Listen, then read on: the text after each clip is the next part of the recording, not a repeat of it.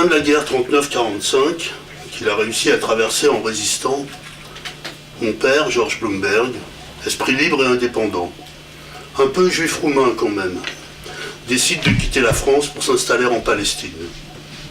On est au printemps 1946, Israël naîtra en 1948.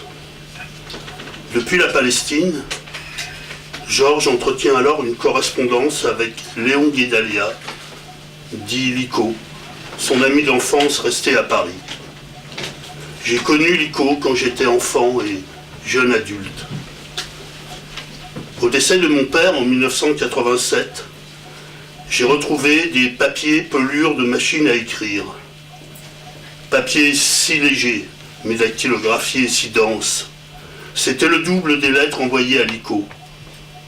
Je n'ai pas trouvé les lettres de Lico adressées à mon père. C'est donc une correspondance à sens unique, comme on peut en voir parfois dans les gares de banlieue ou les métros parisiens. Je me suis permis de toucher aux lettres du père. J'ai un petit peu, non pas réécrit, mais reponctué et reconstruit cette correspondance.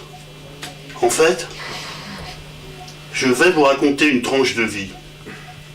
Mais parce que Georges ne faisait rien comme tout le monde, il s'est foutu dans le guêpier. Palestine, Juif, pas encore Israël. C'est le même triptyque aujourd'hui qu'il y a 65 ans. Mais là, ici et maintenant, c'est le père en fils.